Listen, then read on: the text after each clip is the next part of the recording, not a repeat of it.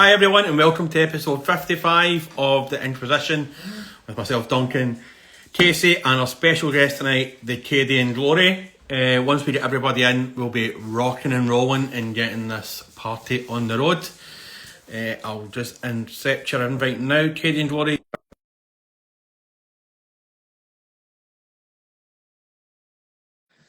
If anybody has any questions for the Cadian Glory, then don't hesitate in giving us, throwing them in the chat, and we'll get to them as soon as we can. It might not be right away, but we will get to the questions. How you doing, bud? Hello, how are we? I'm hoping everything's set up. Yeah, man. Fellow beard neck like myself, it's always good to see a fellow bearded man. Absolutely, absolutely. No, it's great to be on. Thank you for having me this evening. No, not your grandmates. I don't want to call you the Cadian Glory on it. What is your actual name? Call me Xander. I will expose myself. Yeah, so my name's Xander. I forget. Everyone calls me Cadian, and I'm like, wait, hold up. No, I've actually got a name, guys. So yeah, just call me Xander, man. Yeah, no worries. And we've got Casey with us as well. How you doing, Casey? Yeah, good. He's doing that thing where he puts his camera in a Pringle box and then a cat tries to attack the camera. He is the cat today. Start doing that, yeah. So thanks for joining us, man. Really appreciate you actually giving up some of your streaming time to actually join us on a Wednesday night. You do streaming Monday, Wednesday, Friday, is that right? Monday, Wednesday, Friday between sort of 8 and 10 was my my setup schedule. We've done some mental streams though, so to be fair, that schedule chops and changes every shift. Perfect. So we're just going to dive straight into it. No point beating about. Straight in, no kissing. What age were you when you first started doing Warhammer? What was the age and what got you into doing plastic crack? So I started my plastic crack addiction at quite a young age. I think it was about 4 or 5. I was at home, went up into the attic and discovered my dad's dusty box of Space Marine from way back when he first got into it. And yeah, he wasn't happy to say the least. I discovered these miniatures. Then I sort of went from there and grew, and it's just stuck with me from the start. Well, at least it wasn't your dad's retro collection of Fiesta or Escort or Mayfair, the good old ragmags of the day, which you would find occasionally in a hedge, or if you're in Scotland, the deepest, darkest bit of a wood, which was always weird to find a half bottle of vodka and a bottle of and a magazine of Fiesta. I remember finding porn in a wood. That's not unusual. Yeah. No, but why was it always like in the middle of the wood? It was like they must have went like so far, went right. This is where I can have a danger wank. let's chug one out. We'll have a couple of cans, and then we'll just leave it here for some random 14-year-old boy to find. It's always random. You know what? I'm going to straight derail us. We've been on for like 5 minutes, but I actually found some bush porn the other week walking to my old workplace, and I thought it was hilarious. There was just a DVD case sitting on top of this lovely trimmed bush, and I sort of clocked it. I was like, "Is that bush porn?" And I walked over and checked it, and yes, it was a porno DVD on top of a bush. Brilliant. And part of me was proud. Like, go on, yes, it's still a thing, but yeah, it's a bit weird.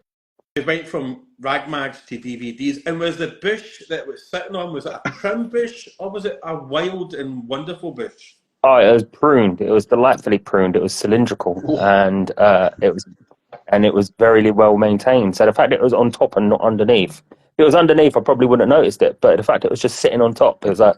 And I remember actually I had my earphones in, and I must have said really loudly, "Is that bush porn?" Because somebody else turned around and looked at me. So, brilliant. South London for you. So much you can top off of that. That's a week at work. So what was the first mini that you painted then? Oh, wow. I kind of suspected this question was coming. And I went up into the archives, aka the new attic. And it's the original Assault on Black Reach. War Boss. Beautiful. Was the first model I painted. I kept it for quite some time. Very dusty, I apologize. So much dust I couldn't get it off. So yeah, that was the first inspiration, because way back when the original Dawn of War RTS games came out, Gorguts was like my go-to hero. It's the only army I ever wanted to play. So I painted it in the scheme of that, and yeah, Orcs was the first big army before the Guard. Sweet. It was Soul Black Reach was what got me into it. That was the first box that I got. Remember it was amazing. It's like Dad finally came around to playing Warhammer again, getting the spending addiction going. And yeah, that was about the time I started to properly get into the sort of Warhammer scene. Played board games before though. Played sort of Heroescape. That's probably an old game, but Heroescape was probably the start of my war gaming. But yeah, the first 40k model was that Orc War Boss, which was painted at a GW shop with colours getting slapped on thick, no idea what I'm doing, and a tub of whatever what was the black paint, Chaos Black, back then, and it was like, yeah, it was chunky. It was chunky paint. We've had guests on before, and I've always waxed lyrical about that Assault on Black Reach box because it was absolutely perfect. You had a Dreadnought, a squad of Space Marines, a squad of Terminators, a captain. You had all those boys, the Knobs, the War Boss, and it was the first time you had the plastic Deathcopters as well. Deathcopters. It was immense. The value, it was like 50 quid as well, which value for money was insane. And now you can't sniff a box for nearly 50 quid. So it was just the box. Like, it was the classic. The lore was quite good in it. Like, the little story with it.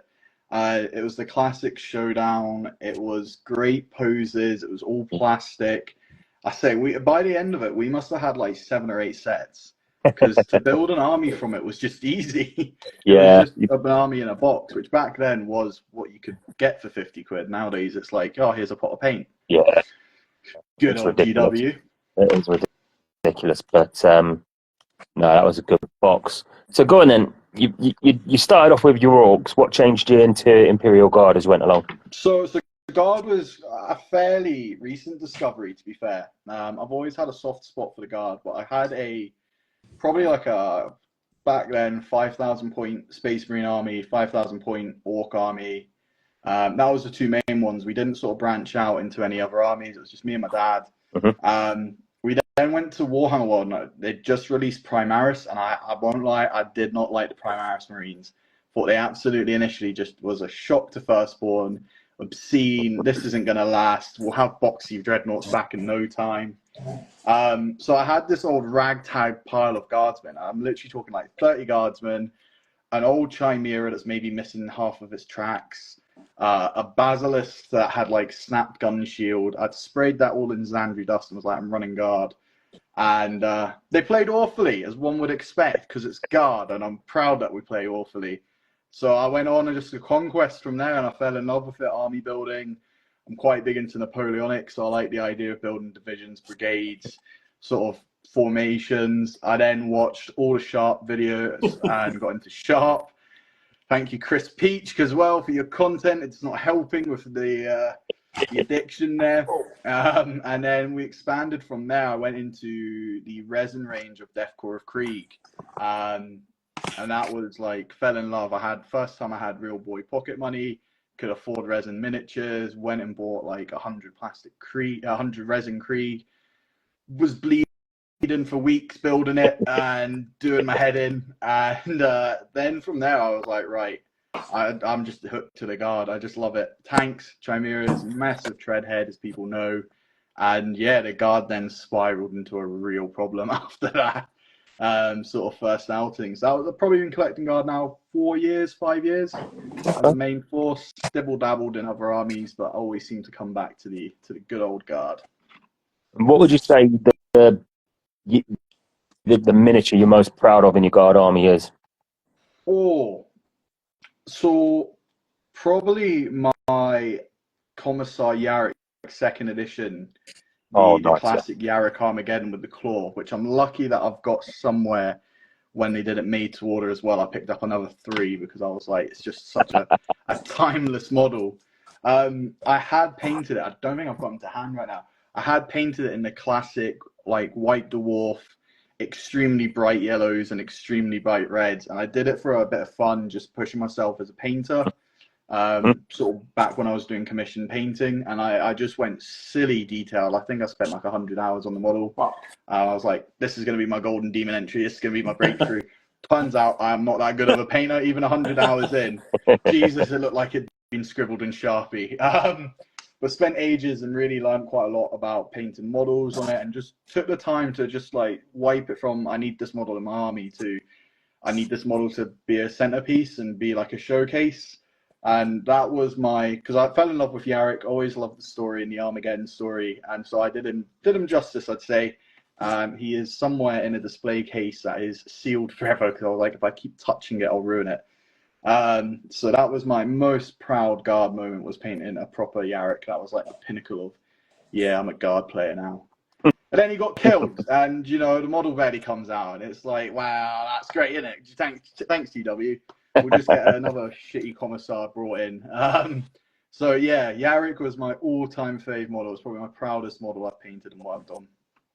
So when you're doing your painting, obviously, are you using Citadel paints, or have you started branching out into other brands? Yeah, so I mainly use Citadel because I know contrast inside out, back to front.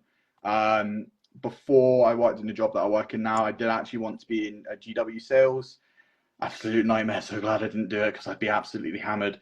But worked and sort of learned the paint range, and went and did that whole crusade, which I think everyone does who wants to work for GW, is like, I'm going to go and learn the company inside out. I learned how to play full competitive rules of Middle-earth's fantasy battle. I've never played a single game of it. Went and learned the rules for it. So GW contrast for me is my bread and butter. I know the colors, know what it looks like. For myself, though, I have been on a crusade to branch and start trying different companies. There's a whole range of paint suppliers out there, and let's be honest, GW ain't the best in every field. No. So TT Combat's become my new favorite one. Using a lot of TT Combat, use some Vallejo. Army paint is always a staple as well. So I'm starting to mix up my paint range. It's just difference between dropper bottles, non-dropper bottles, and color matching. It's been an experience. Now, everybody bangs on about paints, right? Because, obviously, without the paints, then we wouldn't have the colours that we use on our miniatures. Yeah. But one of the things that nobody really speaks about is brushes. What brushes do you use? So, if you asked me back when, I'd have said GW, but I was fed up of basically selling a kidney for a fine detail brush. I'm really basic. I go onto Amazon, and there is a pack of really cheap brushes called Golden Maple. It's like 10 brushes for $7.99, and it lasts me a project. I'm not one for great brush care, I'll be perfectly honest.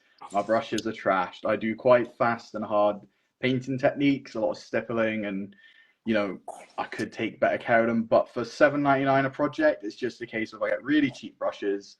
I've got a couple of really nice ones. I've got some Winsor Newtons. They're sort of stashed away for the big projects. They get the proper care and love. But as a quick and speedy painter, I just need something that's going to hold enough paint, even if it's going to survive one Chimera. I'll just throw it away. It's like the guard; it's expendable to me. Now, when we were all children, we all had a favourite colour. What would you say your favourite colour was when you were a child? For contrast, Blood Angels Red. It is just lush. It works so well. It's great. It's my favourite colour. It looks vibrant. My go-to paint is red in general. Blood Angels Red for my models. I can paint with that all day. And Casey, what would you say that your favourite colour is? You know what? I think I've said this before. I used to hate the old school GW Reds. They were absolute trash. But Horn Red at the minute is a proper go-to. Like, I think I've used it in near enough every project I've done. And if I'm not using it as a main color, I'm using it to mix. It's just so good. It covers so well. And I have to say, the contrast Imperial Fist is pretty good. Coming from a day where again, golden yellow, I've said it before, I'll say it again, absolutely detested that colour. When you first get into it, Ultramarines back in the day, you painted them with that stinky yellow. You had to put 10 layers on it. It blobbed on. It was ridiculous. So I think those two most improved, and are definitely sort of my go-tos when I'm doing stuff with those colours. One of my favourite colours when I was a young child was the colour orange, which just so happens to be the colour of our sponsors, Orange Brushes. Give them a follow, folks. And if you're looking for quality sable brushes at not too an expensive price, give them a wee purchase on their webpage. And if you do it, when you go to the checkout, put Inquisition in capital letters, and you'll get 10% off And pants off. and free delivery as well. How good was that? That Honestly, was smooth. Katie, I thought you'd have went with me there with the colours and then went straight into orange brushes. Obviously, we've not been working long enough for you to know where I was trying to go with that tangent, asking for brushes and then favourite colours. So we get that to work on, but I was we're working it. expecting it sooner. That's me. That's on me. I was expecting it a lot sooner there. I give you points. That was smooth. That was smooth. I liked it. I'm a smooth guy. So obviously you do guard now, and you're also, as we said earlier at the start of the stream, you do a lot. Sorry, my dogs are in the kitchen and they're being absolute idiots with balls here. You do a lot of streaming on Twitch as well. Now, one of the good things about your Twitch is that if somebody follows you, they become a member of your guard. Yeah, so I made a stupid drunken deal with my local club. Which don't recommend doing, but it was a bit of fun. And I'd said, how awesome would it be? Because you see all these channel armies, they look cool, and they've always got like their Patreons and stuff. But you got to pay for that, and it's normally an extortion. And I was like, nah, the guard's like everyone. I was like, I'm gonna create a guard army and just name it after everyone who follows me, because I won't be that big.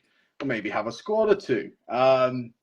So I got into Twitch, did all the research for it, and I was like, it's a cool idea, and we'll create our own custom regiment, and we'll do it. And then, yeah, I went live for the first month. I did all my research beforehand, was really proud, was like getting all my mates on, because I was like, oh, I'll be Billy No Mates, you know, I'll just be there sitting, talking to myself.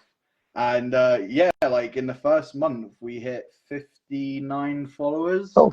And I was like, whoa, that's 5 squads, 6 squads. That's like, whoa, first of all, I've got to splash out 180 quid for guard.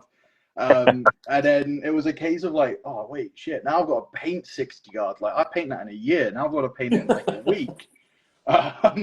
So, yeah, that's the sort of like niche for, I guess, for my army, because I want to have a huge guard army. I've always wanted to do this project. I've always put it off and delayed it. And I was like, if I just put a camera on, it's going to motivate me naturally, because, you know, I'm showing off my work, and, you know, if I set a schedule and I get people to chat to, it'll be great. So for me, from a hobby side of thing, creating a Twitch channel was the best thing I've ever done. But creating it where I paint one member, like, for every follower, I won't lie, that first month when followers just kept running in, and I'm like, I can't actually build, let alone paint these models quick enough. I was like, oh, what have I done? But yeah, that's the whole channel premise. We're doing some special things like officers and tank classes, and we're going to maybe do some like special people coming in. Both yourselves are in the army. We've got 2 inquisitors. They're now included in the army. We had the generous follower the other day donated 12 subs on Twitch, right as we're painting a command squad. So it's, you know, he's now the head of that command squad. Big shout out to Luck Hopper. Yeah, so we're going to do some fun things, and hopefully people will be able to see and tell their story through battle reports that I'm trying to get lined up with the army, and we'll just have a laugh and get everybody included. That's kind of what the whole premise of it is. It's something different, because usually when you watch, I mean, I watch a fair bit of Twitch streamers. Hopefully my boss isn't watching this, but I watch quite a bit of Twitch when I'm working. Like, so I watch Mike Mullins and that during the day, and it's not something that you see somebody doing. Is like, if for every follower I get, then I'll add you to my army. And I don't think you probably realised how quickly you would snowball. In fact, now that you're starting to get subs as well, it's kind of just testament to how much a following you're starting to gather. We've been overwhelmed to a certain degree with the amount of people that you've had following you in your channels. Yeah, it was weird. Like, I kind of went in with my expectations, like the bar set pretty low. You know, I had to be a realist. Like, I'm not a big name. It's something I've never done before. I don't know what it's like. It's kind of giving it a go.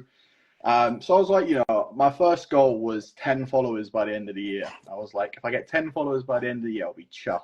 I'll be made. And, you know, I toyed around with it. I did research, which was really interesting when you think, because I've never done content creation before. So I was learning everything from how to set up Twitch, how to stream. It seems simple. People was like, oh, you just whack a camera on. I was like, it's really not. Like, I had to do research in cameras and webcams and setups.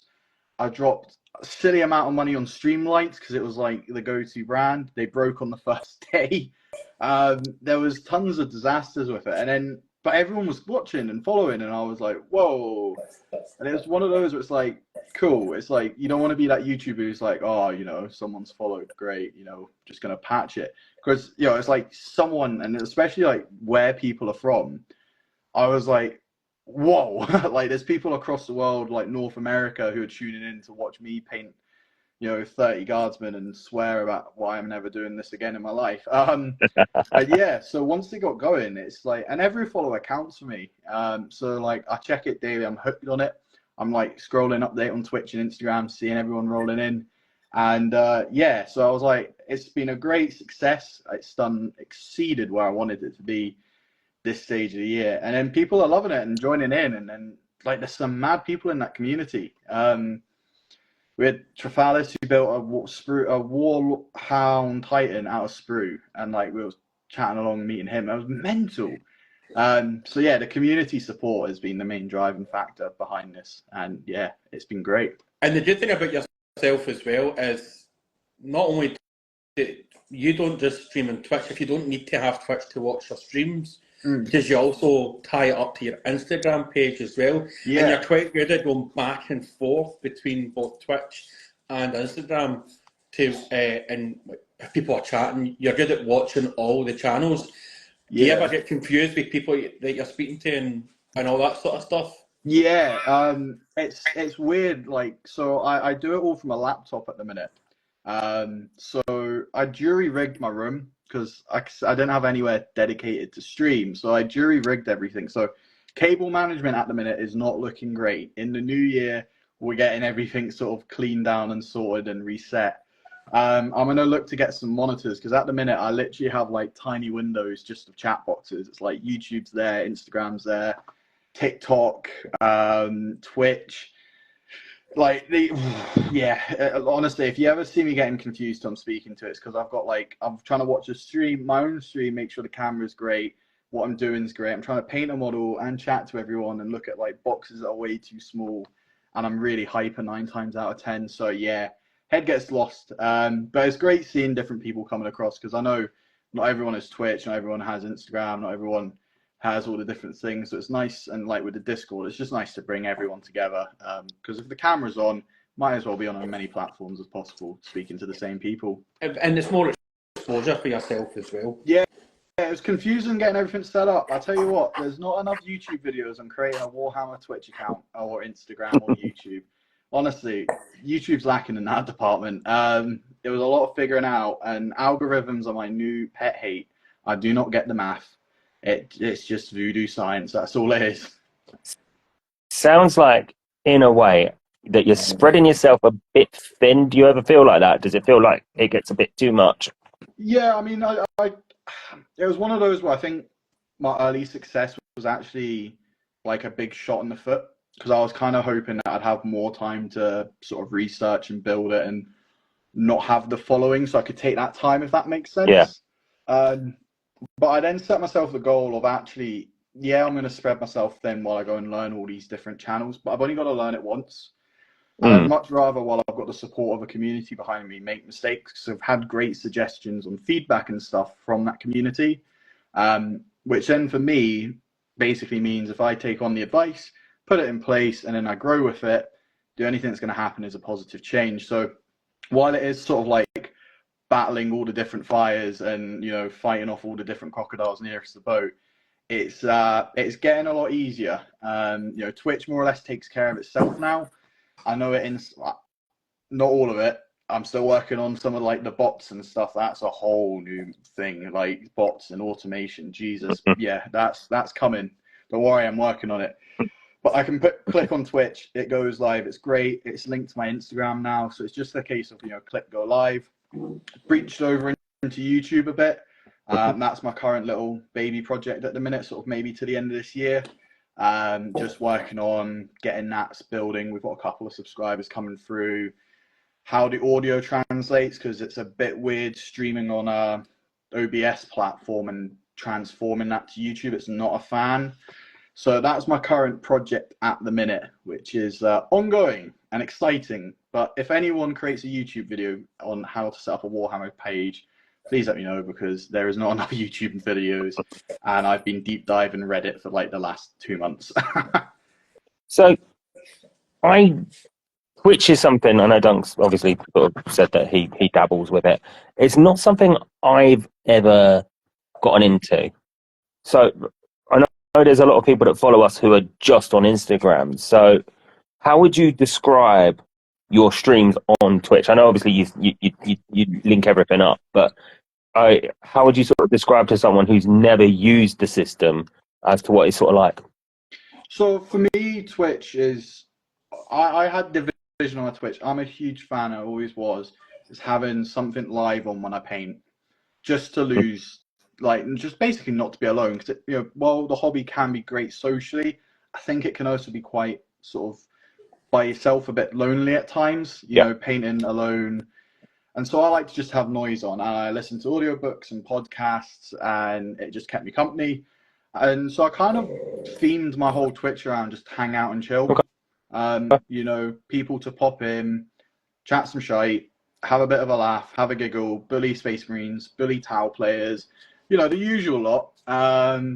And yeah, so my whole stream thing, it's not like a huge hype. You're gonna come in and there's flashing lights and sirens. There's normally like some really chill, relaxing music. We talk utter nonsense, from what's your favorite paint to eat to what's your least favorite Tau model. There's quite a lot of hate on the Tau. We do love the Tau, just, you know, we show it in a different way. And then just coming up and just telling stories. So it's really relaxing. Great for recommendations on audiobooks. Chat has been saving me from boredom. And we normally just then go on and rant about GW and pricing. Normally that tends to be the common theme. So Twitch is like my chill space. It's where I go to just sort of relax after a day's work, you know, 2 hours, meeting some of the folks, seeing their work as well.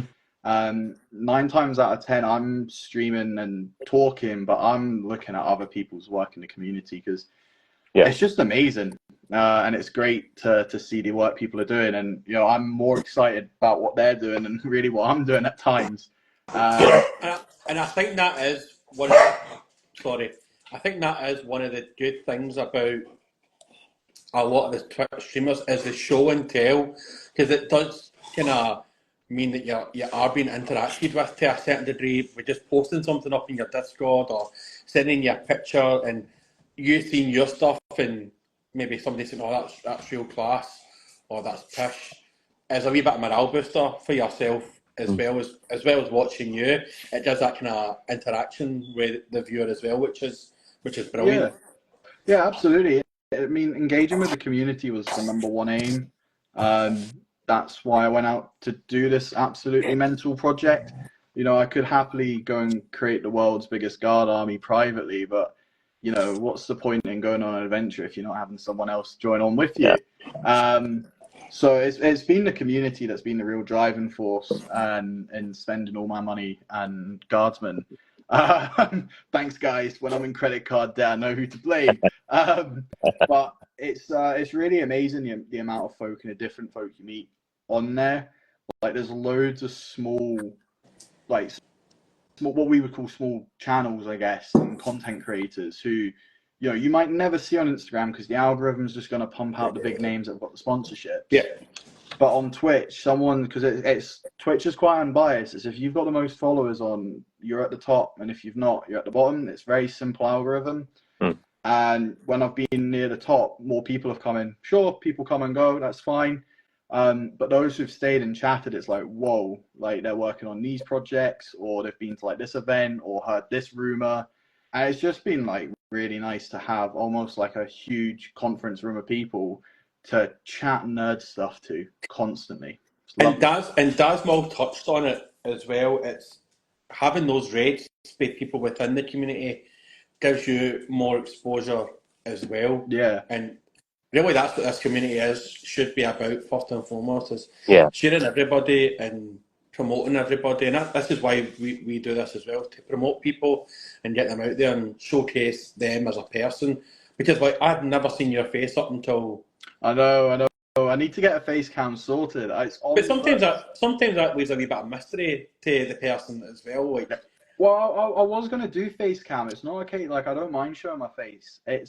I have no camera knowledge. This is something I learnt the hard way. So the first stream was done on my iPhone, and I downloaded an app and everything and linked it to my computer, and it was shocking.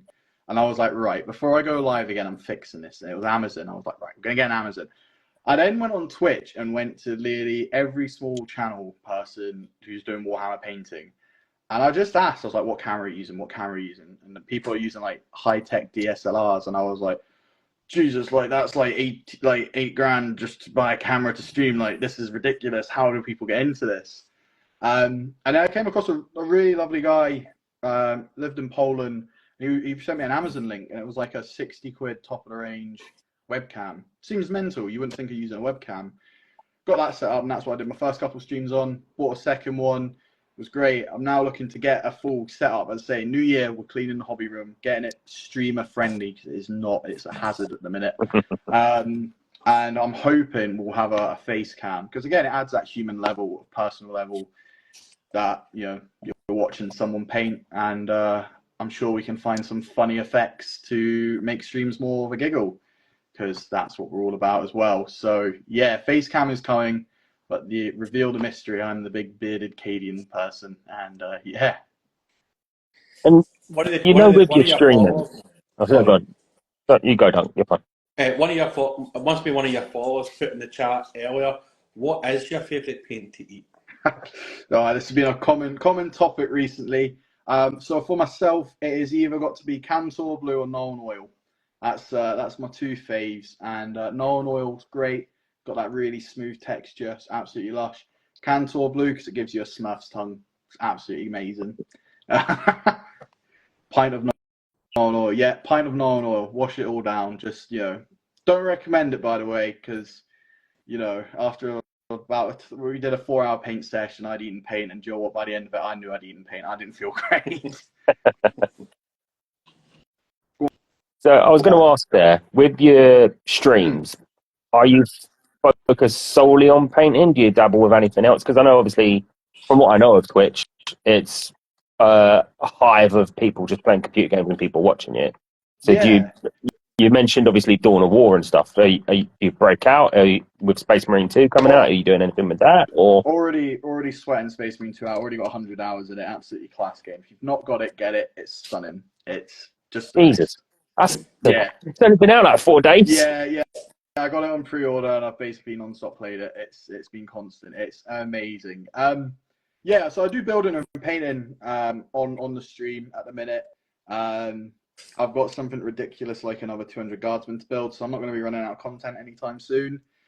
Once I get the proper setup, what I would love to do is to do some Warhammer games on there, because they're pretty laid back. It'd be great to just get some different content up. What format that takes in, not sure. It'd be great just to even have some footage just to run in the background of YouTube videos while we talk like nonsense and rumors and stuff, for example. But certainly it's on the ideas list to branch out and just have like a fun day game stream. Nothing serious, bit different. Go and just scream at a computer screen instead of plastic models for another 2 hours. So certainly it's on the list. I'd love to do live stream battle reports. I'm looking at converting the garage a bit to get camera rails and stuff set up over our table. Cool. Just currently need to get permission to do that, so waiting on the okay. But certainly I'd like to do that and get like a dedicated camera room set up to sort of take it to the next level. But I've not even got a fully painted army yet, so it's okay. I can delay that. Delay that for a little bit. But yeah, there's certainly content ideas I want to, even if it's just dabbling and just giving it a go. Because yeah, paint and building's fun, but Warhammer's a huge hobby. There's books, there's artwork, there's video games, and loads of random stuff to sort of dip your toes into. Love to do a lore video as well. I'm planning that out for YouTube. So a lot of exciting things to give it a go. And I think that's the thing as well, is having like ideas going forward. Like we did a pilot episode of a kind of 40k quiz, which I'm looking to maybe kick off come autumn time, which I think we're in autumn now, but I just need to start writing down questions. So we're just going to, Dan's Will's put a question in, and we like to come off topic after 35 minutes, and if we get back in topic in the hobby, then We will. We'll see what happens. We'll see what happens. But Daz Moll's put in the chat, if you could make a new biscuit by combining two other biscuits together, what would they be? And what would you call the biscuit? Oh, that's a good one. I would go for a Jaffa cake and an Empire biscuit. Right. Because for those who I don't know, because I think it's quite a Scottish thing, the Empire biscuit. It's like a shortbread at the bottom, some jam, some shortbread with icing on top, and then like a jelly top on top, sort of thing. Oh, I'm here for that. Which is great. But replacing the jam with like that perfect Jaffa cake, orangey middle, and then just like the Jaffa Empire cake. Why not just go for it? It'd be mint. I obviously I live in the Republic of Ireland, and I was in Northern Ireland, and I must have been in a Catholic bakery because I asked for an Empire biscuit. I went, "Can I get that Empire biscuit?" And the woman looked at me and she just went, "They're called German biscuits." And I was like, we're in a Catholic bakery. She still gave me it. She laughed, I laughed. And I was like, "That's what we call them in Scotland." And she's like, "No, we call them German biscuits here." It's mental to be fair about the names of them, right? So my dad's from Edinburgh. So in Edinburgh, they're called German biscuits. I live currently in Fife, and it's actually called a double baked biscuit. And then in Glasgow, it's an Empire biscuit. So when you're going, because I live in the middle, I go between all Glasgow, Edinburgh, and stay in Fife. And it's different every baker, and it's bloody confusing. You ask for one thing, and it's another, and it's absolutely mental. If you ever get the chance to try one, go for it. It's a heart attack in a cookie. It's great. I'm going to be controversial here. It just sounds like a jammy dodger to me. No, it's better. It's huge. They're normally like that size. Yeah. Right. Absolutely huge. Giant. It's the icing that makes it. Yeah. In the jam. I mean, but I would actually love to actually have a Jaffa cake Empire German biscuit.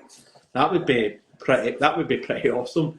We've got another question in the chat, which is also off topic. If you had to watch 100 hours of TV continuously, what would be your TV of choice be?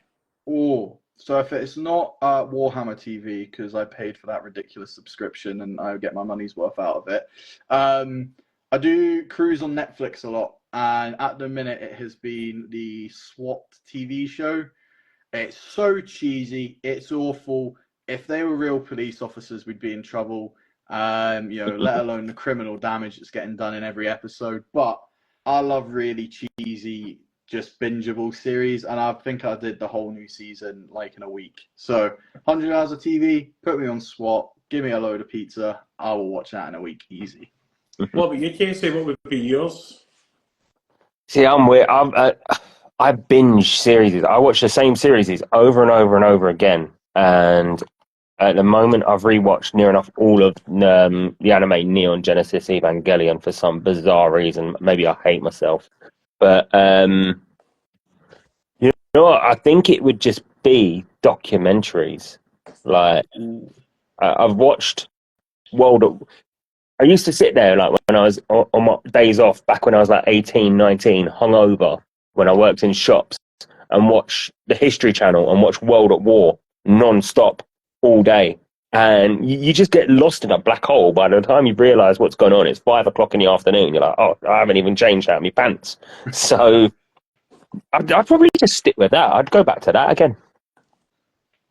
I would probably rewatch Battlestar Galactica. I love that TV show that they re-image, not the cheesy 80s version, which also has a soft place in my heart. But yeah, Battlestar Galactica. And Warhammer Pod, don't start with your Macrum sticking up. Geordie! Wrong one. They're Geordies, not I'm Macrums. saying Macrum deliberately just to annoy them. I know they're Geordies, but they just want to be Macrums at this stage. $100 of dunk OnlyFans for us. Nah, I wouldn't even pay for that subscription. My wife wouldn't even pay for that subscription right now, to be honest with you. Casey, let's go back to the biscuit question. What two mental London biscuits would you put together? That's a weird one, right? Because there's so many biscuits that I think are good, but they wouldn't really work in a good combination. Like a bourbon hobnob. A what? So it's a bourbon biscuit. You got the filling from bourbons, but instead of like the normal bourbon biscuit, you got hobnobs either side of it. So it's like Basically, oaty. a Nutella biscuit then? Well, not Nutella, because it's bourbon, isn't it? Like if it's Nutella, I would have said Nutella. But I like a hobnob. I like a rich tea. No, rich tea biscuits are shit biscuits, man. They cannot. God, no. We mean you're going to have a falling out about rich tea biscuits, mate. They're class. You can't, because they're not even for tea. You can't even dunk them in because they just end up just like melting. I don't need Digestives are the number one biscuit. You can't beat them. A caramel actually hobnob. Oh, maybe up Peyton. Maybe. See, look, you can do things with hobnob. It's diverse. It's like a, you know, it's a workhorse of a biscuit. That's what it is. It goes so well. It goes so well with so many different things, and people always overlook it because there's some new wanky bloody Lou French thing coming out with what's his name from the Love Hotel or whatever it is, Fred Syriac, promoting some mad shit. No, just stick to classic. You ain't got to go mad. I'm passionate about biscuits. Apparently, I never realised. I was going to say. It's good to see that the Macrams are back in my side, saying that the rich tea is the town of biscuits. Oh. Controversial, folks. So obviously we all like biscuits here, but our main question to ask people is, what is your favourite crisp and least favourite crisp? Oh, so I'm a bit of a basic bitch with crisps, right? My favourite is the good old fashioned Walker's Ready Solid. Really basic, really simple and humble. It just hits the spot all the time, especially when I'm hammered. It just sort of soaks up all the booze. Least favourite, and I'll genuinely run away from someone who opens a packet of them, is salt and vinegar. It just stinks to high heaven, and I can't stand it. Run away. And I know that's controversial. People are going to be here coming out fighting. I'm here for it. But salt and vinegar, especially like in an office place where it's a closed room, oh, it's stinky. It's horrible. Now, when you're having your wee Empire Jaffa biscuit and you're eating your ready salted crisps, what would you wash it down with? Oh, if I could constantly, it'd be a pint of fresh Guinness. I absolutely love it. I can pot that for days. If that's not on Belhaven Best, can pot that as well. It's absolutely amazing. Guinness is like drinking mud. I can't stand Guinness. You're a cider man yourself. No, I like a good I like Smithwick's. I like a wee pinky. I like a Bishop's Finger in me now and again. I've tried Guinness, like, and one of my mates who wasn't at all went, "Oh, we need to go to this pub. They do the best pint of Guinness," and like it's like mud, man. It's like drinking Strickland mud. That's what it's like. It depends where you go, I think, because I've had some bad pints. One of my mates has this thing where he'll go into a bar and he'll ask them how many pints of Guinness they've pulled that day, and it has to be within a certain amount. Because he doesn't want like the first 10, and then he'll start asking them when they clean their pipes and all that. All right, if he goes into a pub and they've not pulled a Guinness, he'll not have a Guinness because it'll sit in the pipes for ages. No, it's that do my head. I worked hospitality in Edinburgh, and you've got like Guinness connoisseurs, and genuinely, if you're a Guinness connoisseur, just leave and just go look at your life in a mirror, because the amount of people I had is like, how many seconds should you let it stand for? It's like, oh, piss off. Pay your £6 for your overpriced pint, right? It's just a pint. And yeah, people, it's like 100, I think it's Guinness book, it's like 130 seconds it should stand for. And the amount of old coffin dodgers would be coming up saying that, oh, it's 130, and if it's not sat, it's not right, I get a refund. It's like, piss off, yo. Well, I would disagree with you. Like, it has to sit and let it settle, and then you finish it off. I hate when I see, especially in English bars, is they just pour a pint of Guinness, like they're pouring a pint of Tennent's, and then just throw it to you. Like, no, what have you done? Like, even though I'm not Irish and I don't like Guinness, you've killed that pint of Guinness. Like, it has to sit, and then you have to finish, like, give it the nice creamy head. Absolutely. But I'm a British man. Absolutely. It's got to let the iron settle. Once it's all clear, you can then top up. If you straight pour a Guinness, there's a special ring in hell for you filled with cow models. Yeah, I agree. It is unfortunately usually the untrained London bar person that will do that, and you do want to. And then charge you £8 for the privilege of it, so they're arseholes. Yeah. Well, I wish you don't go. Never, if you're ever in Dublin, don't go to that place in Dublin, Temple Bar, because it's like 20 quid for a Red Bull. It's like, what? Like, it's mental. People just go there and bitch about the prices, but they're always told, don't go to Temple Bar, and then they'll buy like 2 pints of Guinness and a vodka and Coke, and it's like €800. Do you know what I mean? Yeah, I did the worked the nightclub scene, and I've seen like the markup on drinks, and I just look at places now for different pair lenses. Like, I know it costs, like, draft Coke, I'll let everyone in a secret, costs the bar less than a penny for a pint of it. And then people are, like, paying 5-6 quid for it. I'm like, absolute scandal. Honestly, that's who should GW get to set their prices. Yeah. Those people. And the thing is, people will pay it. Like, see, in Ireland, like in Donegal, we don't have draft. So if you want a vodka, you have to ask for a vodka and white, which is like lemonade. And one of the most mankiest things that they drink here, because if you ask for a vodka and say Coke, you have to buy a small bottle of Coke, which is like £3. Yeah. So you then have to like split that between like 2 vodkas. Or what they do here is they drink vodka and black, which is vodka with just straight blackcurrant cordial, not diluted or anything. Now, cordial is manky with undiluted with anything, but then you're throwing that on top with vodka. I mean, I can't really say anything about mixing drinks because I once drank gin and Buckfast, and it never ended well. We love the Bucky. Yeah, and I used Buckfast as my mixer for the gin. Safe to say, it never ended in a good night. I don't remember much, and at one point I may have had poo up my back. Yeah. That's all I'm saying about that right now.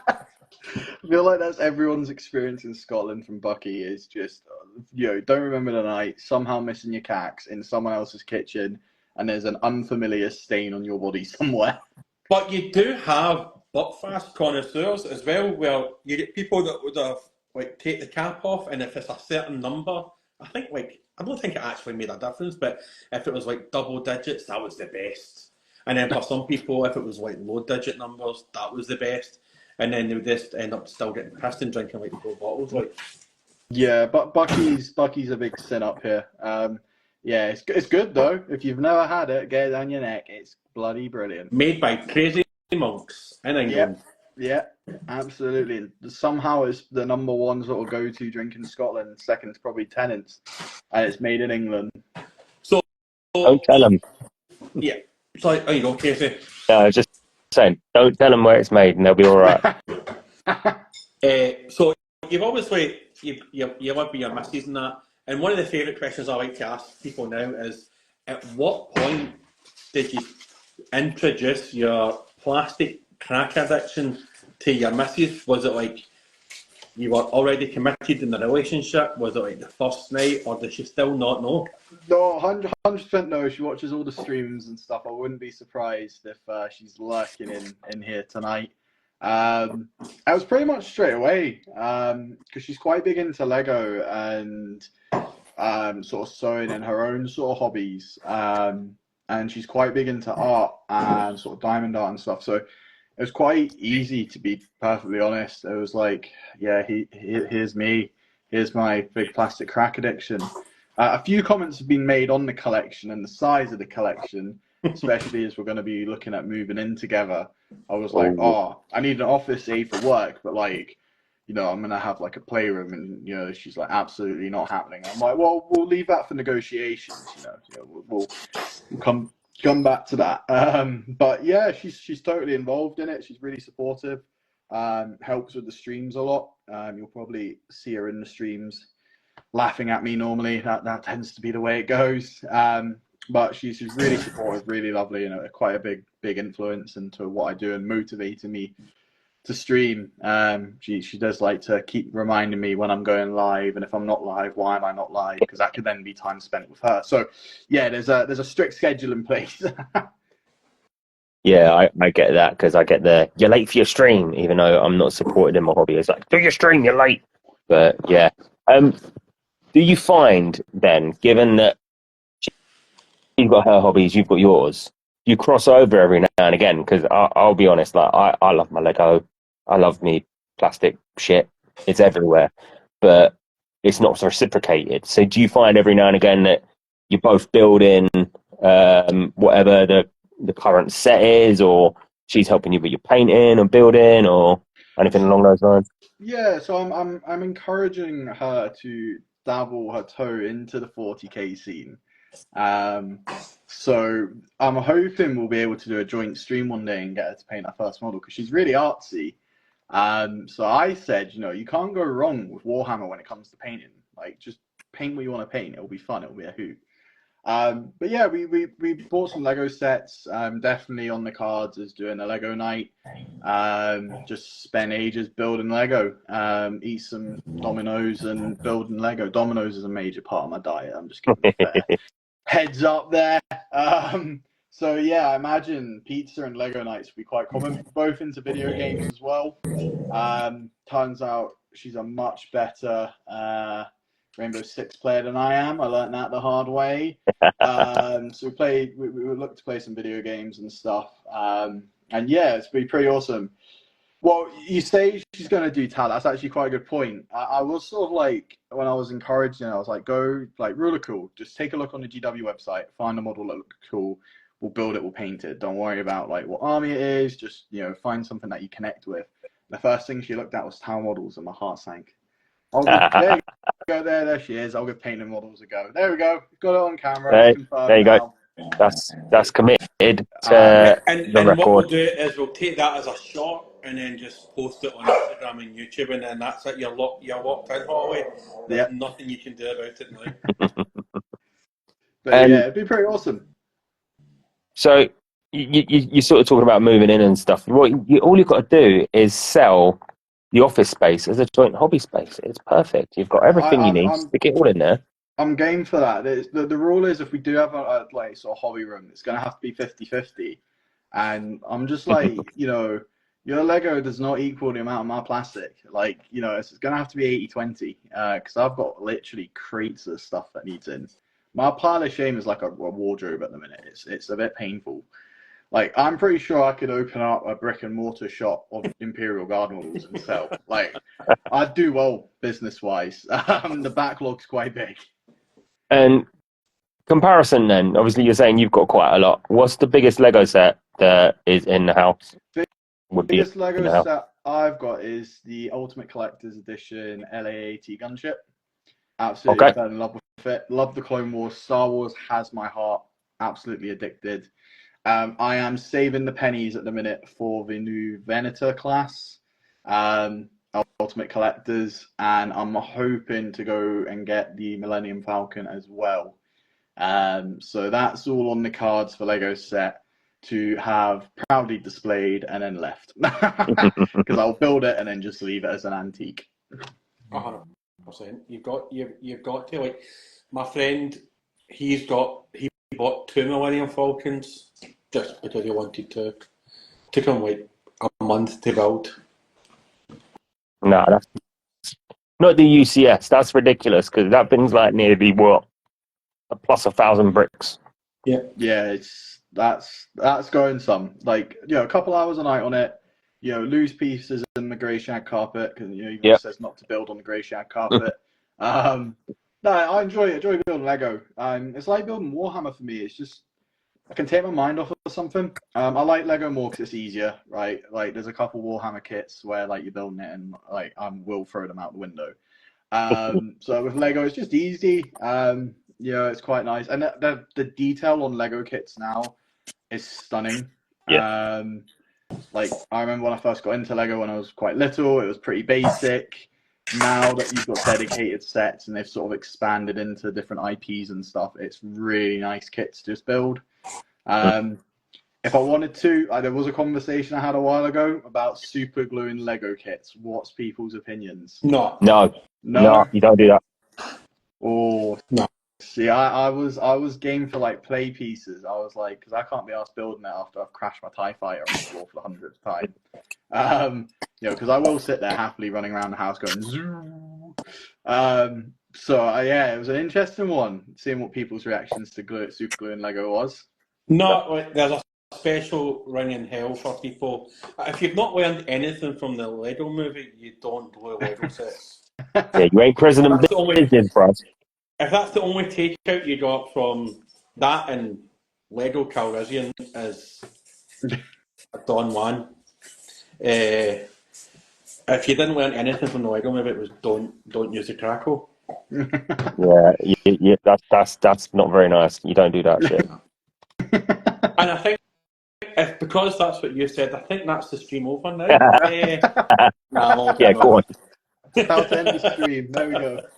That's it. Cadian Glory shut down now. Controversial views on Lego. Unfollow from Twitch. Everything. Holly, do not move in with this monster. We're cancelling in for gluing Lego. That's what we're doing. There we go. I knew it wouldn't take long. There we go.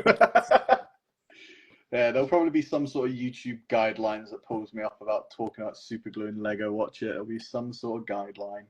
No, it was an interesting one. Like, people were like, yeah, nay, for like different reasons. It was just funny because it got so heated for no reason. And I was like loving it. So I've just been winding people up with it. I mean, we love to wind people up as well. That's what really the Inquisition's all about.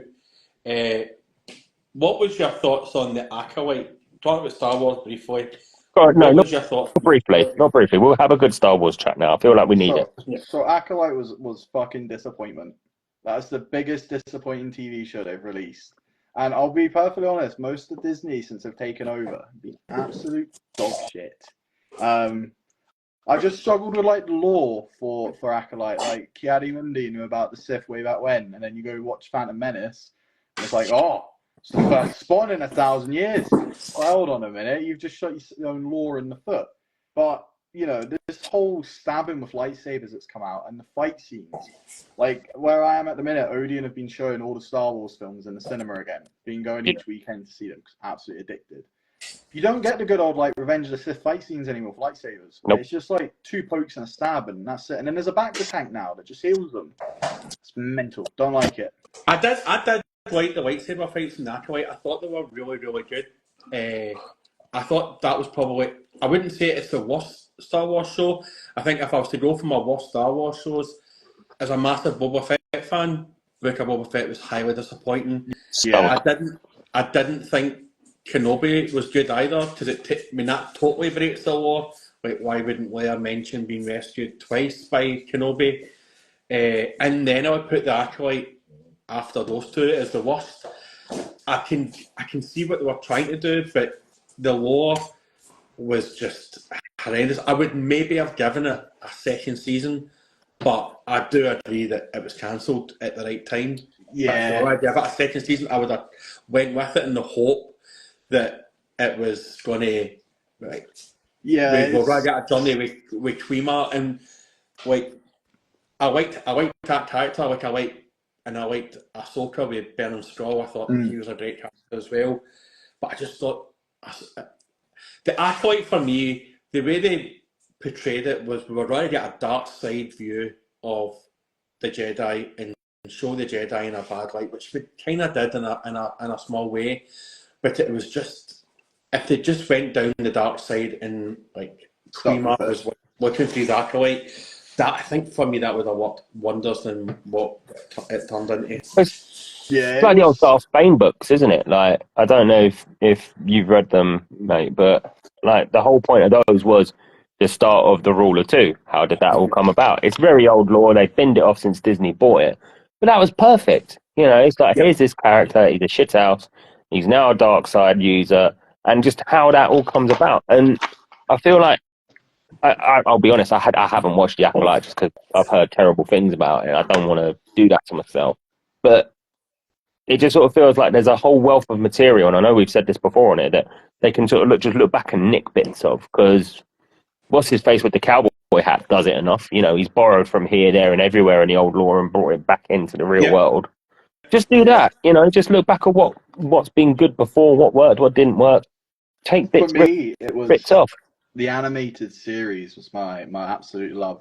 If you've not seen it, you just need to watch it. It's beautiful. I've always loved the Clone Wars. I'm not a huge Empire sort of era fan. Like, I don't mind it. It's still the classic films. It's still awesome. I love the Clone Wars. And when like the last season came out, you know, I remember watching the first Star Wars animated film and, you know, seeing Ahsoka, and it's like, who's this bitch? She's new. What's she doing in this? She's shit. She's just annoying. To like the end tying up and then going with the Bad Batch. I thought the Bad Batch was the best animated series because it told the hidden stories we know about because we've heard about them, but then sort of seeing it from the perspective of the Galactic Republic forming into the Empire. For me, that would just made my childhood inner child cry. Like, it was perfect. The thing for me that the live action shows have missed, I'm a big Sam Witwer fan. I like a lot of the stuff that he's in. I do like, and he does a lot of Darth Maul and Palpatine and stuff. But there was an interview I watched with him, and he was auditioning for the part of Darth Maul, the voice. And Filoni had written this bit, and before he read it, he went, "Well, that's wrong." And Filoni's like, "What do you mean that's wrong?" He says, "Well, Darth Maul wouldn't have known this at this point, and was doing so. Like he was deep into Star Wars. He's a massive Star Wars fan, and I think that's what's something that there's been missing with these live action shows. That there's not somebody there who can go, well, see, technically in the lore, like that isn't going to be right. Like I liked how they showed the Cortosis being shown and shortening the lightsabers, and how the Jedi were just so ill prepared for somebody who could use the dark side of the Force, or like he called himself a Sith. They were so wholly unprepared, but you need someone there who can kind of go, well, in Legends it's portrayed like this, so we need to go down this route, kind of what Sam Witwer did with Rebels and some of the Clone Wars stuff, and have that in the writer's room as well to help out, to keep it continuous. It was like the big one for me was, so I played Galactic Republic Commandos, which was like, I spent hours on it. Absolutely loved that game. Read the book as well. Yes. And then Bad Batch, when they brought Scorch back, that was just. Well, no, I haven't watched that. I didn't know he came back. Yeah, oopsies. That's fine. Yeah, so seeing like that come back, and then, you know, I would absolutely love for them to tell the sort of story after. And I think they will, because they wouldn't bring someone back like that without having an idea, hopefully, to sort of go over it. But yeah, just some of the teams, you just look at them and it's like, have you guys even what was the one was an interview and he goes, "Oh yeah, Anakin Skywalker destroys the Death Star," and it's like, huh? Like, no, like I guess technically, but like, no, you can't be saying that. That's scrapping words. Like, it's really annoying because like the fans love it. They've got the support, they've got the resources. Yeah. You just need to go hire some decent people. There's enough nerds out there who do it for free. And that's the thing. Like I think DM Milkman says in chat there, that's probably one of the reasons why Cavill left The Witcher was arguments over the lore. Like if you get somebody who's so deep into something that they know what they're talking about, like that person's a wealth of knowledge. Like The Ruler 2 would be it's one of the best series of books. Start with the Thrawn series. Like there's so much lore you can take from Legends, and they are picking and choosing stuff from Legends. Like the bad thing about the Acolyte is it seems to be a hill that everybody's dying on, because you've got Star Wars Explained trying to demonetize Star Wars theory, and they're all bitching. It's like, why are we choosing the Acolyte to? If you don't like it, don't rewatch it. If you like it, that's fine. But for people to then start attacking each other personally, or why it's so toxic, because you can't say that you don't like the Acolyte because you've been classed as being racist and anti-woke, and it's just so annoying. It's kind of like the female space marines and custodians. Like it's like, come on, like who cares what's under the helmet? That really annoyed me, right? Not in the sense that they did it. It was more the sense of how the community reacted. Yeah. In the sense, like, who gives a flying shit, right?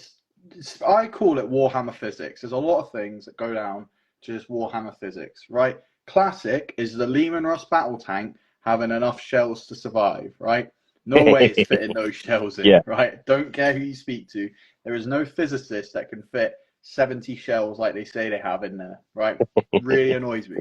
What's Warhammer physics like? It just exists. It happens. Yeah. In the grim darkness of the 41st millennia, we've got bugs trying to kill us. We all believe in this chaos thing, but the one thing we struggle with is that we've genetically enhanced female super soldiers. Yeah. How are we struggling with It's that? it's even a silly little thing. Like, I'm sitting here, I'm looking at my creator character Space Marine on Space Marine 2 right now, and I've been tinkering with him the whole night here. I've been redesigning him and stuff.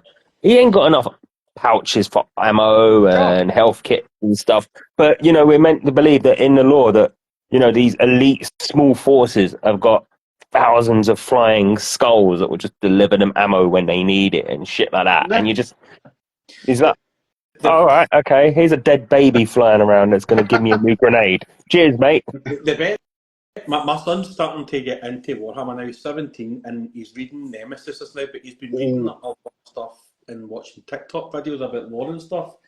And he was asking me about the female custodians, and he's like, I don't understand why people are going mental over like females being Space Marines or custodians. And I was like, well, what do you mean? He says, I just seen a TikTok video where somebody was saying that guardsmen ran out of bullets fighting orcs, so they started shouting bang bang, and the orcs believed that they had been shot, so they died. And I was like, well, yeah, the orcs are like the comic. He says, and also if an orc believes that something will fly, it will fly. Yep. He says, how does that work? And I says, it's Warhammer. I says, the best way to look at Warhammer lore is it's always been told, and I think that's something that we've said in the channel before, it's been told by an untrustworthy source. Yeah. But the fact that you've got a bunch of guys that are green-skinned monsters believing that they've been shot, and there's also a lore video where a knock didn't believe he had died, so he didn't die. Yeah. It's like, and you're getting annoyed with females, like, come on, like, there's bigger fish to fry. Like, the best series I've found is Caiaphas Cain. Huge Caiaphas Cain fan. Oh, love those books, yeah. Because it is from a biased perspective. And, you know, Warhammer's great. I hate reading Space Marine books. The sole purpose of it's always the case of, like, one of these mortal gods running around fucking shit up. Like, great, cool. Doesn't matter if he wears blue armor or red armor or black armor. Forget all of that. I want your average Joe human being, like Gaunt, like Caiaphas Cain, who is going the struggles of everyday life, having to get coffee because he's knackered, hating the smell of someone who's standing next to him. Jesus Christ, this Chimera is uncomfortable. You know, those sort of funny stories, which you kind of don't get in the game because, you know, you focus on the game and obviously that, but hearing the stories for, like, the individuals, like the Orc Commandos book, I think is it the Katachan Jungle Fighter book, you follow Orc Commandos, you get to hear orcs talking about how stupid it is being stealthy gits, which is great because that's what they'd be like. That's the actual talk they'd be having. It's great. But then you get the Space Marine books. It's like, you know, oh, my second heart's failed, but I'm still great. I'm still running. Like, you know, I've just eaten a tank round for dinner, you know, like, But then I also do love just the grim darkness. Some of the stories, the battles. Warhammer audiobooks have been a lifesaver. It's a game changer for lore. So I'm going to jump in here with 2 points. Like the Caiaphas Cain books, going back to them, they were my bread and butter books from the Black Library for donkeys because, they're just flashman for our universe. Yeah. But it is just the real world point. It's like, oh, I'm an old man now. What sort of things did I used to do in my youth? Oh, I took the piss. I did this. And every time you start getting somewhere interesting, it's like, oh yeah, me and this Inquisitor chick had a decent night, and she's like, no, we're not reading that. But also going back to Star Wars, right?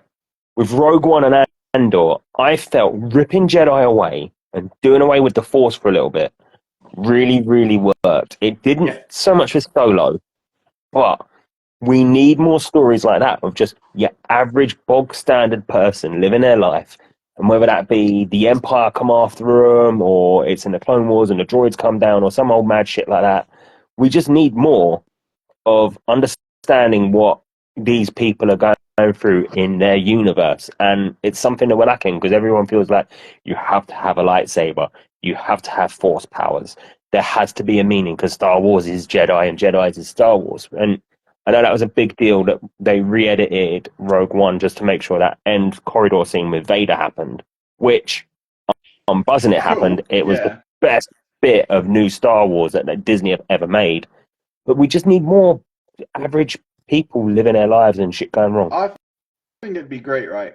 Clone Wars for me, because people had a connection to the clones, right?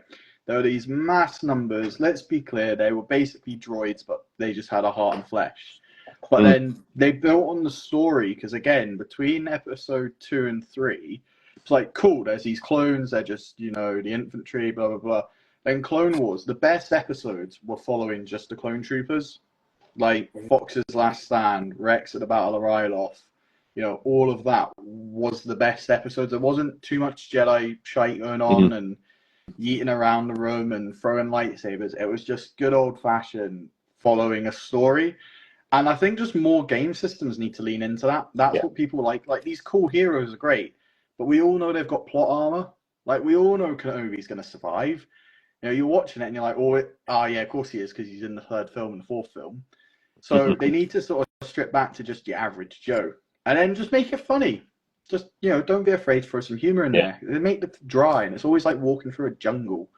It's like, I've seen enough jungles and double deserted sand planets, just do something different. I think one of my favourite episodes of The Bad Batch was where they landed on, I think it was maybe in season 2, where they land on a planet and they actually come across a trooper who had went AWOL and it was living a normal life. Yeah. And he refused to believe that, and it took obviously he knew he was a clone trooper, but he tried to keep it hidden for so long. I think stories like that That was the one when he was a farmer, wasn't it? He lived in a farm and he just got a left. huge comeback to the Clone Wars, because that same clone is in the start of the Clone Wars series, where Rex comes across them on the farm.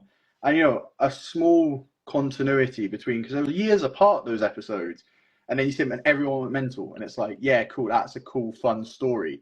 Bring back an old character, great. It's like, great thing in Kenobi was like the poor 501st trooper begging for money. Yeah. It's like, let's take a look. Let's do a live action clone troopers after this sort of rise of the Empire. Like clones trying to survive. There'd be no fancy stuff. Just a squad of old clones, maybe that we know, trying to survive after the Empire would be brilliant.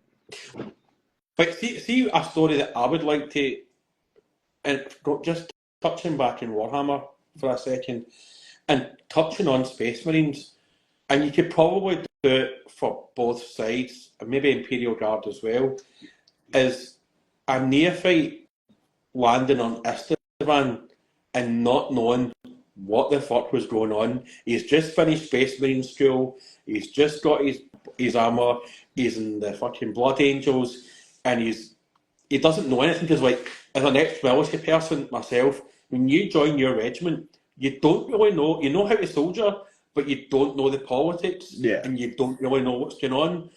So maybe to have that perspective, and even maybe an Imperial Guard having to fight against Space Marines who's just maybe finished his basic training and he's not 100% sure what the fuck's going on. I think that would be a great story. They kind of did that with the Cadia Falls book, because you took Lena Minsk, a fresh White Shield, and you took her story in the fall of Cadia. Yes, you had like the bigger picture, the whole Black Crusade and Chaos coming in and the Inquisitors and all the Space Marines, but you followed Lena Minsk in just a White Shield trying to survive. And then when they expanded on those books, it was great, because again, why I love the Guard is it puts that human perspective in. She's not worried about having to face down the arch enemy in the battleship, because she's currently stuck in a trench defending a hive planet. Like, seeing her daily struggles, talking about like the fatigue, the fear of commissars, just the normal White Shield. It was brilliant. And then, they go and chuck in something about like this Space Wolf captain who's making this heroic last stand and somehow knows all the politics. And It's like, nah, bollocks to that. That's shite. Let's just get a guardsman for flashlight, shine it at a Night Lord's eye, and see how well it goes. Come on, that's what we like. But I mean, there's so much wee tidbits that you could do, like, and I think that was the beauty of, as you were saying, with the Clone Wars and Rebels and Bad Batch. Not every episode involved Anakin and Kenobi. It was a lot of the episodes were about maybe Captain Rex, and especially it was building up to Order 66. Yeah. It was like it was. You could see like certain politics went into it, where people were starting to question things, and there was quite a lot in it. It was actually, if you look at it, it was quite bloodthirsty. There was a lot of deaths. You look at like the key themes and topics in some of them. It's like genocide, terrorism. It's pretty dark, like slave trading, and like you look at the underlying themes in some of them. For a kids show, it's dark. Like it's not a kids show in some aspects when you think about, and then you look at some of them and you can put examples into this big real scary world, and it's like the same thing, and yeah, it's thought-provoking, but then it also leaves enough for people to make their own lore up and make their own decisions, which is also the good part. Like, that's where I think Warhammer excelled with its lore. It's like, yeah, we got these Space Marine chapters, but hey, go create your own, second chapters, third chapters, whatever, guard regiments, love it, create your own guard lore. I've said as a joke on the Inquisition from time and again, like, people are losing their minds over female custodians and female Space Marines. Just wait until Warhammer or Games Workshop decide to go, you know what, fuck it. See the lost two Primarchs? They're female Primarchs. People will lose. And my justification is... and Omicron or whatever it is come back as females. Oh, like, all the whole time. And my justification is that obviously the Emperor knew that there was going to be an insurgency and there was going to be a civil war, and daddies always protect their daughters, and daddies always love their daughters always love their daddies. Who's best to protect the Emperor apart from his mental daughters? And people were losing their mind over it, and it's just one of the funniest things I've trolled people on. I would love to see that. That would be, I mean, GW would just be poking the bear with that. The amount of Reddit sub posts coming from that would be brilliant. Yeah, that'll be the next female Primarch launch. The end of Game of Thrones, where people are, this is not what George R.R. Martin wanted. They've ruined my life since in 1996 when the first book came out with this shite. Do it, Games Workshop. 2 female Primarchs, just kill everybody.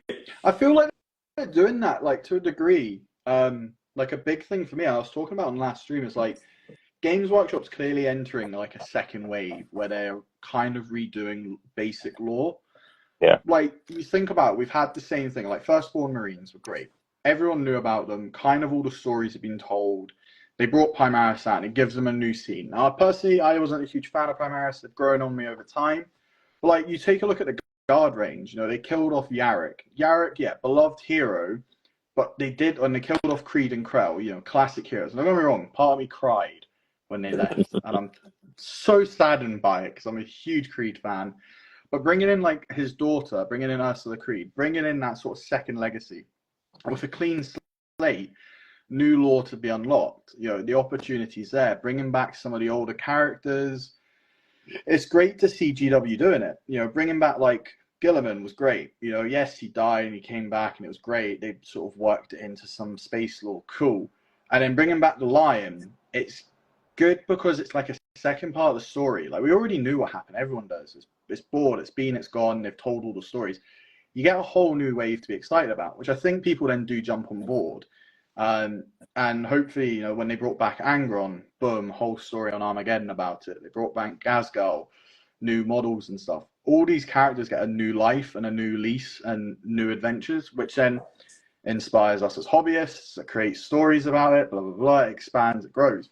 So I feel like GW's entering a second wave where they're like, yeah, we can maybe redo some things. And I think we touched on this last week as well, because it's not just like Imperial Guard and Primarchs, it's the Necron as well, and we touched on that last week with Warhammer Pod, because we all, like, from when I picked up, the Necrons were just mindless Terminators. You know what I mean? But now they were the ones that enslaved the Catan, and a lot of the ones that were rich have actually got their conscious thought. And I'm actually nearly finished Indomitus, the Good book. Warhammer book, and I didn't realise how good I put it off for ages. I didn't actually realise how good a book it was until I started obviously listening to it. And the politics within the Necron tier is absolutely phenomenal as well. And I think that brings, you can then create your own dynasty, because if you've got your own thoughts, then your head honchos can go and do what they want. Yeah, it was like with they brought out like with the Sisters of Battle, again, pretty cool. And then they put some big characters in who told the different stories from lesser known ones. But the other big one for me is Guard is great, right? Love the Guard, love the Space Marines, love the Orcs. The other ones was like the Imperial Agents books, hearing about rogue traders and mining planets. And I can't remember, I think it's Dead Men Walking was one of them, where it's with Necrons. Brilliant book, that. Yeah, Krieg and Necrons. Hearing a kid's perspective on a Necron dynasty waking up is brilliant.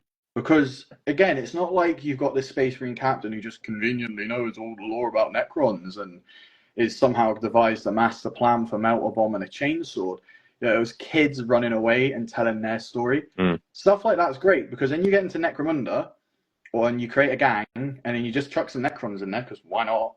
And you can recreate it. It's brilliant. So there's like Tyranids. Everyone knows Tyranids are from Starship Troopers. 100%, that's what it's based on. Don't care. Taking that idea though, and then adding like the Hive Fleet and the Warp Mind, and actually like they're a lot more scary than just mindless biomass hunting bugs. Tyranids are terrifying when you look into the lore. Yeah. Like they've got no-name characters, maybe old One Eye because that's a recurrence, but like GC the Cult, brilliant, absolutely terrifying. And you look into the deep side of it, it's like scary, but it's brilliant. And it's because we get such talented writers. Like we've had like Graham McNeil on, and I'm hoping to have John French on, and we're communicating again.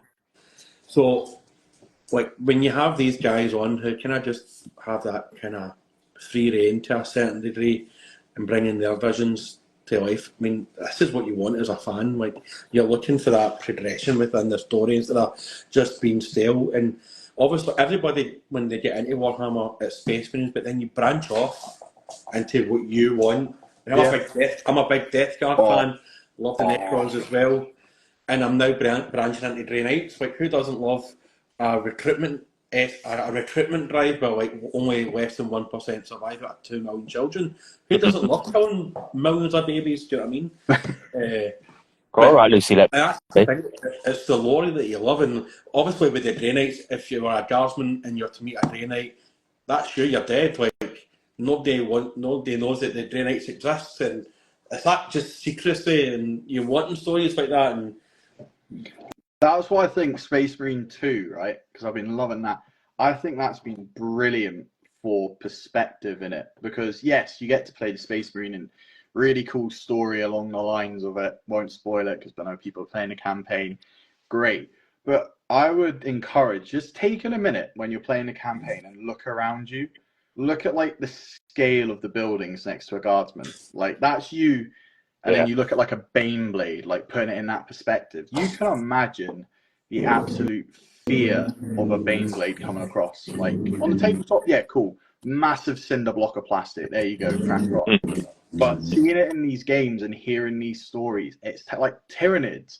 Seeing the swarms of Tyranids flying around, you'd be mortified. It's brilliant. Absolutely love it. Go on, Dan. I was just going to say, touching on Space Marine 2, like, obviously I'm not rich enough like you two people to have a PlayStation 5 or an Xbox X. Is the campaign too short? I'm not that far through it, so I can't comment. I put it on veterancy mode. It took me a while because the game was a lot more difficult than I thought it'd be.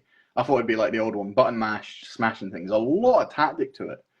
Like, so it's enjoyable. And I watched all the cutscenes, and like we'll spend hours just watching cutscenes back to back. I enjoyed it. I personally really enjoyed the story of it. It links in. There's a lot of throwbacks to the first one. I'm trying not to spoil it, but it's brilliant. And Yeah, I think it's just brilliant. The campaign, cool. It would be cool if it was longer, yeah. But there's game modes where you play second missions, so Yeah. you can play the whole campaign through, and then there's almost like all the side quests that are talked about. You can then go play again, which is awesome because you see that second bit of like behind the scenes. That maybe it's like a different Space Marine squad that's dealing with it. So it's not Titus, it's not the big hero. It's just a regular Space Marine scout squad, say. You get to play that mission and see it from the perspective of someone who's not got unlimited access and health and go and take on. That's really cool. And then just, as I say, the graphics are just, stunning. Absolutely stunning. I have enjoyed that sort of aspect to it, the secondary game modes, because they brought it in really well, I thought. Again, not going into too much, but the fact that you get to a certain part of the story and then the second mission, the first of the secondaries pops up and it's like, oh, you can go do this now. And it's like, okay, cool. It gives you something else. You're not having to constantly focus on his Yeah. big bad daddy Titus going through whatever his midlife crisis is. Yeah, Let's, again. let's see what else is going on this planet. It's just a nice little diversion. It gives it a little bit more life. Yeah, absolutely. And seeing like the different, I feel like they tell the story of all the different characters of Space Marine quite well. Like seeing the chaplain, the captain, seeing the admech, the armory, seeing Thunderhawk pilots, all this Mm. stuff you kind of know that happens. They've really told it in a great way. And again, because I'm a huge Guard fan, if you take a minute while you're walking around and listen to some of the stuff the Guardsmen are doing and saying, it's just crazy. Like Yeah. seeing commissar execution squads walking around. It's brilliant. Like I shouldn't say that, but it's brilliant. I love it. What I you're thought saying you is would have been. I thought you'd have been a big fan, and Dunk doesn't know this yet. But the main Ultramarine captain is Scottish. Yeah. He's pretty cool. Pretty badass. I did have a couple of problems. One big problem I have, right, is all the different armor in there, like the different tactical armor and Phobos armor and all the different outfits that the Marines are wearing. It's like, goddamn, there's no uniformity in this company. You've got some in Gravis, some in Tactical X, some in Phobos, some with a cloak, some helmeted, some unhelmeted. It's like, no, I'd do my head in. Like, way too many different armor marks for my liking. But again, seeing the story develop with them and then customizing the characters, they've done that so well. Yeah, You can spend hours. It's like going back to a Black Ops 2 lobby and designing your emblem. Like you'll spend hours doing it. It's bloody brilliant. I enjoy that though. I think that's quite good because, and I enjoyed that about Dawn of War. I enjoyed about Space Marine One that you've got that level of customization because at the end of the day, they're yours too. So Yeah. none of my custom stuff is like a standard chapter. It's just like my own little chapter that I made for painting my minis. So I've slapped them in the game, and now it feels like, oh great, I'm finally getting to play one of my boys. Joel, Um, I'm a big fan of, which I wish they would do, is release. I don't know how they do it, right? But release a kit with like all the different panels and guns and equipment that's in the game so that you can build your Space Marine from the game in person. yeah, Like at the minute, you'd have to buy loads of different kits, which would be a nightmare. It would be cool to see like a Space Marine 2 armory box, and it's like a tactical torso, a Gravis torso, all the weapon options. They can all interchange, and you make your Marine. That'd be brilliant. well, you could do that online, just like or like Yeah, go into like a kind of checkout, click what you want for your Marines or your squad, and then have it like printed off and sent to you. Like you could do it that way. yeah. I just think it's an opportunity for bringing people from the game because they'd get that model because it's their model that they play with, and they give it a go painting, and then we all know how that rabbit hole goes. You get one model, then it's 5, then it's 50, and then it's dead. Do you think it's a good like for both of these because you are both playing it? Do you think it's going to be a big jumping in point for a lot of people to then pick up the hobby and start playing tabletop yeah. Yeah, Warhammer?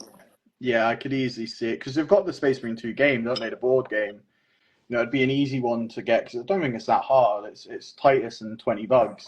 You pick it up for 30 quid or whatever they sell, and next thing it's, well, I've got Titus. Let's maybe expand this and add in some, 2 Marines to follow him, and we'll get a tactical squad, and then for Tyranids, you then expand. Let's get some warriors because we're always curb stomping them. and then get a Carnifex, and then get whatever else to bring in. Slowly build it up and up and up, and you could and then of course they brought 1,000 Suns. If you want to go down the Chaos route, get the 1,000 Suns out. That'd be brilliant. You get some Scarab Terminators, all that stuff, and then it'd be brilliant to go down that route with it. So I'm hoping it does, because GW games sort of dried up for a while, video game wise. They, obviously they did their collab with Call of Duty, which was shocking. Yeah. That was painful to see. I'm surprised they didn't jump on the Fortnite scene, to be honest. But Space Marine 2, if they could keep games coming out like that consistently, and like Total War, I'm a huge fan of the Total War series, both in general and the Warhammer Fantasy Battle range.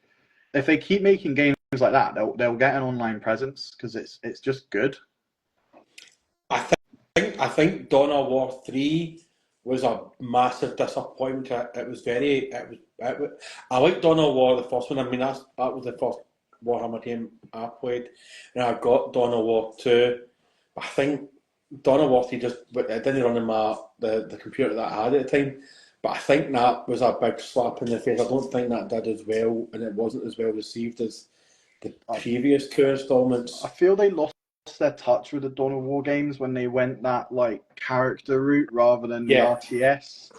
It became like Baldur's Gate 3. That's not a bad way of putting it. It became like, you're building a squad, but it's all characters and stuff. When you just played as a captain with 30 Marines with rocket launchers yeeting orcs around the place, it was brilliant.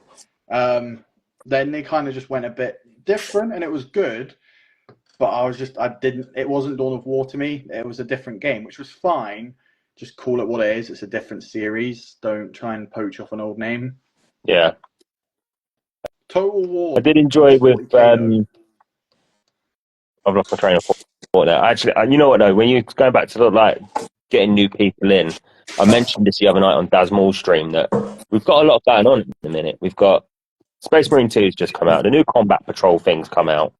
There's a lot going on to try and appeal to get people in, and it feels like a good time to be involved in this hobby. There's so much going on that doesn't matter whether you're a new hand to it, an old hand to it, whatever. It's sort of come on in, be welcome. Find what you dig, go for it. And like if you want Legions Imperialis and Old World coming back as well, Old World's been huge for them. Like, everyone knows basic Lord of the Rings fantasy. Age of Sigmar's not that. Age of Sigmar's quite niche. I like it. It's quite niche though. Whereas the Old World, you just live out your Knights of the Realm versus your Orc tribe, and it's like the Battle of Helm's Deep, just not branded. That was great. So it's not, and Legions Imperialis, epic, brilliant. You want huge battles represented on a board, but you don't want to paint loads of models in detail. Get Legions Imperialis. Yes, it is a pain to paint. I will give fair warning, but to play with Titans on a board, that's not a massive amount of resin that you're going to cry about, and also have to sell your arm and work for GW for 10 years. Is amazing to be able to play that. So, and the amount of content now with the different games, the audiobooks, the video games, the Warhammer Plus to a degree, like the lore deep dives on Lore Master, the videos. There's just not a way you can't be involved with Warhammer now. If you're into something, if you're into drawing, create artwork. If you're into lore building, build lore. Like D&D players love Necromunda and Kill Team and stuff because you get that D&D vibe. It's just such an open hobby now. And DM Milkman just touched on a good point there. See, the one thing that annoyed me, and it's the reason why I stopped playing the game, it was 40K Tacticus, was the ads for it. That put me right off that game. Yeah. I feel, for myself, it was a big one as well for my channel. It's like, I'm bigger, I don't want ads on the channel. Like, I don't mind doing sponsors and stuff because that's just, good beneficial business for both parties. But, when you get those streamers and you've got like every 30 seconds, it's a bloody ad popping up for some shite, and you've got to pay to remove the ad, or you know, the hobby's meant to be inclusive, and I feel like putting paywalls on it isn't fair. Yeah. Like, I always get annoyed with GW, is I've always gone on like the pocket money theory. It's like, when I got into the hobby, I could get £5 a week pocket money, save up in 2 weeks or 3 weeks, buy a box of Marines, and that'd be like a month-long project. Slowly build an army. A kid getting into the hobby now is like, you've got to be minted just to play. Like, yes, there's entry-level games. There's obviously the big boxes they release, which are great. But I feel, you know, putting all these paywalls up and you need watching the ads this and ads that.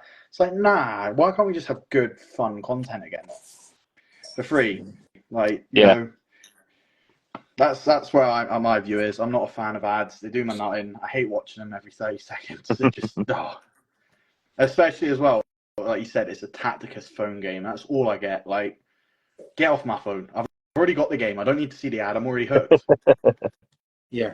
And that was one of the things that stopped me playing. It was just getting constant adverts. But I was like, I'm playing the game. Stop telling me about the game. I'm playing it. Right. My missus is annoyed at me that I'm looking at my phone right now playing Tacticus. I don't need an advert when I'm watching a YouTube video about fucking Tacticus, man.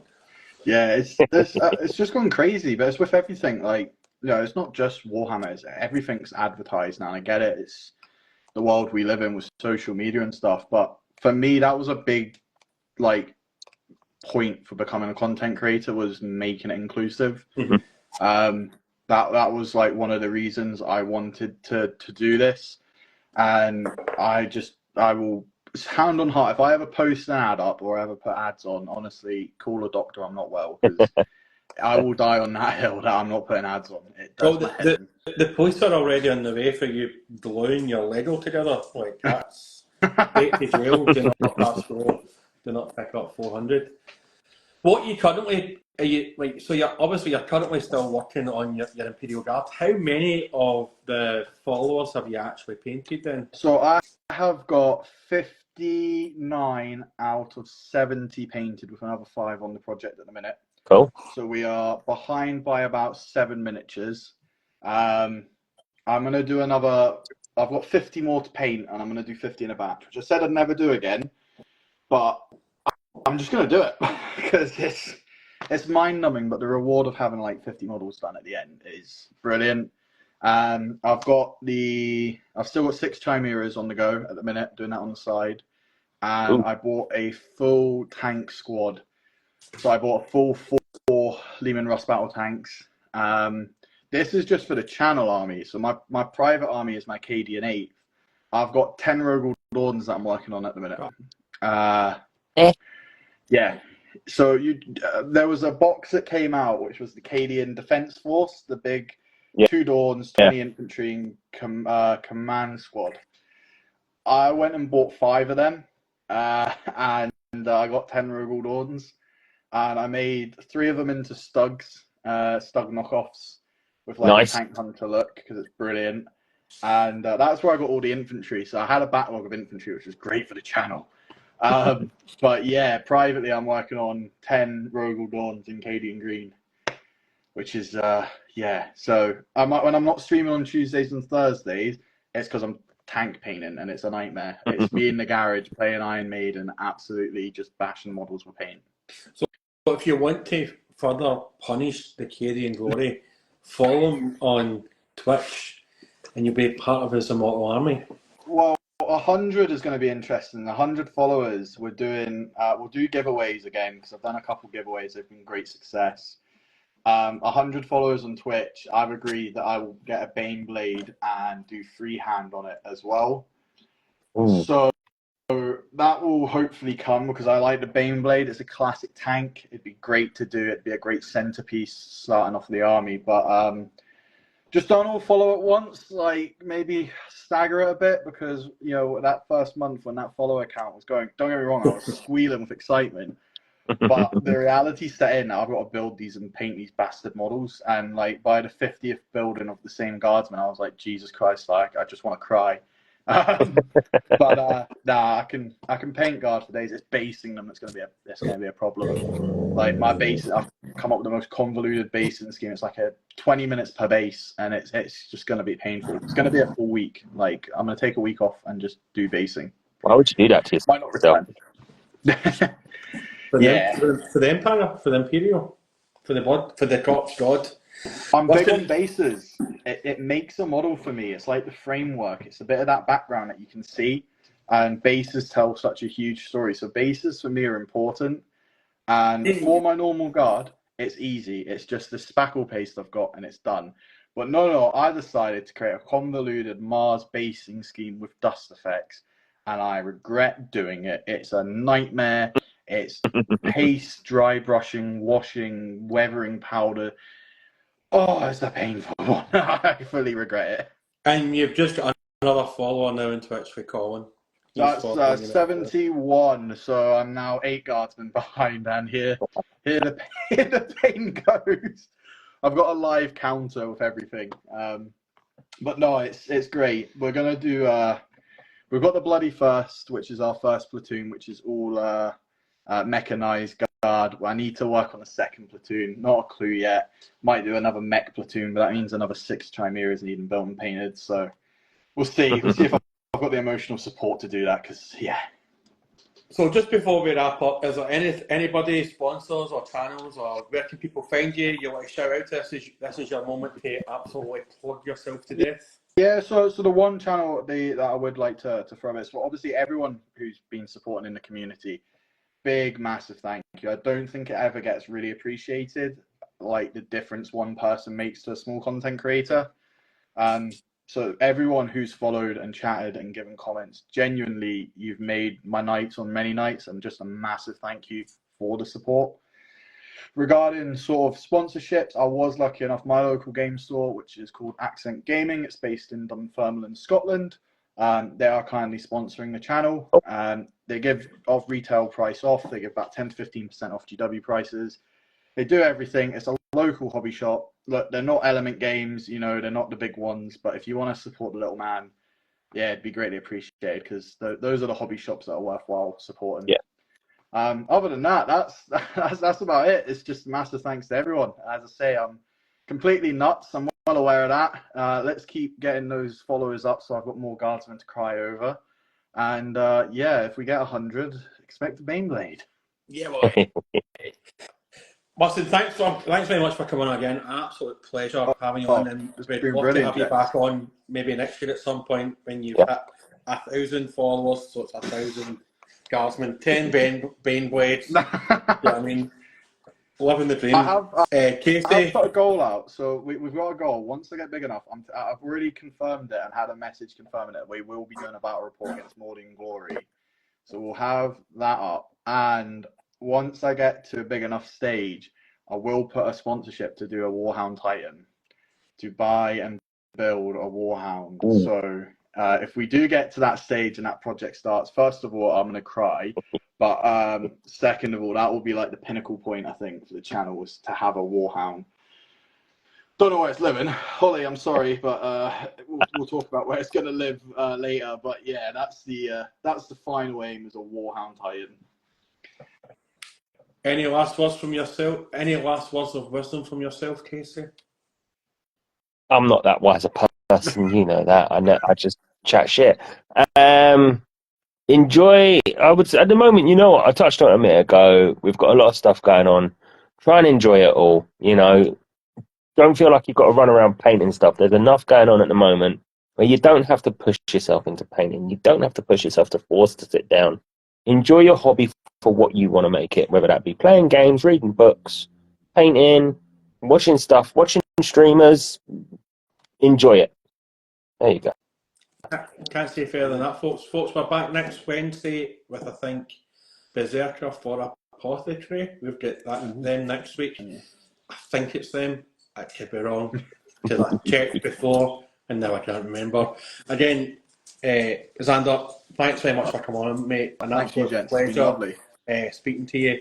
And folks, we'll see you next week. Keep it real. Toodles, remember, guys. Papa Nuggle for life. Bye, Z's. Bye.